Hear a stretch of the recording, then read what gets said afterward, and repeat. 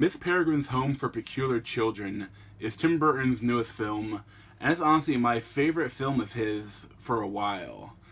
Like, I really enjoyed it. Like, it really, like, there's some goofy things about it, and I know two of the people that I went to see with it, one of them really disliked it, and the other thought it was just okay.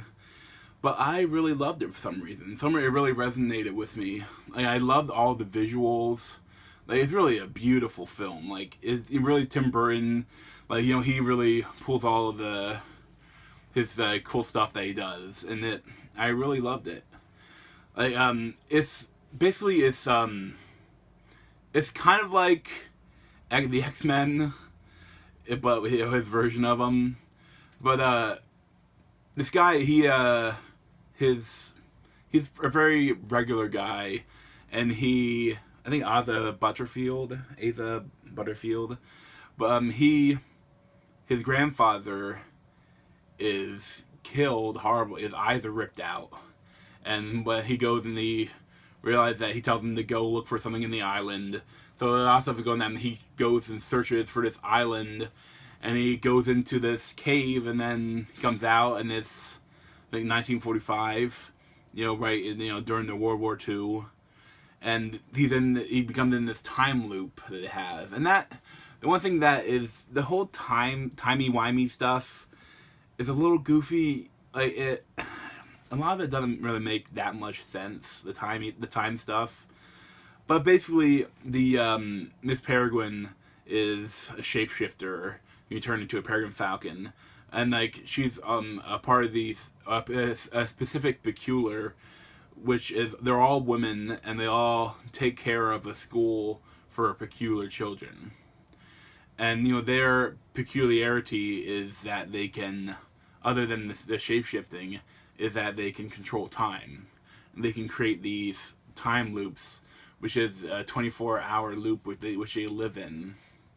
And it's a cool idea, and it has some cool scenes where like a bomb's dropping and it like goes back up afterwards, and there's some cool stuff. But it creates a lot of goofy things, like so you're just gonna live in this one day for the rest of for like millennia, like unless something goes wrong.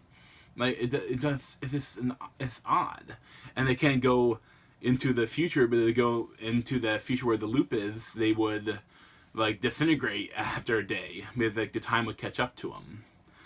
The only thing they can do is they could go somewhere else and where the time loop isn't, back in 1945, and they could live out their lives. And it's an odd choice. Like, but honestly, the whole watching this movie made me want to check out the books. And that's a good thing. It means it's a good film. All the actors are very good in it. Like, I love the visuals. I love the direction. The story isn't the best. Like, there's a lot of stuff kind of crammed in. There's a lot of characters to see. I wish I could have seen more of the characters, but they have to focus on a few. And the Samuel Jackson as the villain, like the Hollow or whatever, like he looks pretty goofy. Like, he's pretty over the top. But that's what they're going for, and the monsters, ones that aren't humanized, they're pretty cool looking. Like, they're pretty gnarly, but at the same time, they look a lot like some other stuff. Like, they're not that original. But there are, I would not take kids to this film. Like, they might be pretty scared. Like, it's really like a young adult film. Like probably I assume the books are. But, I had a lot of fun, and I would definitely recommend it. It's a great film to see on the theater, in the big screen. I'd probably give it like 8.5 or 8.75 out of 10. Although, it might, if I rewatch it, it might not be as good, or I might like it more. I'm not really sure. But, thanks.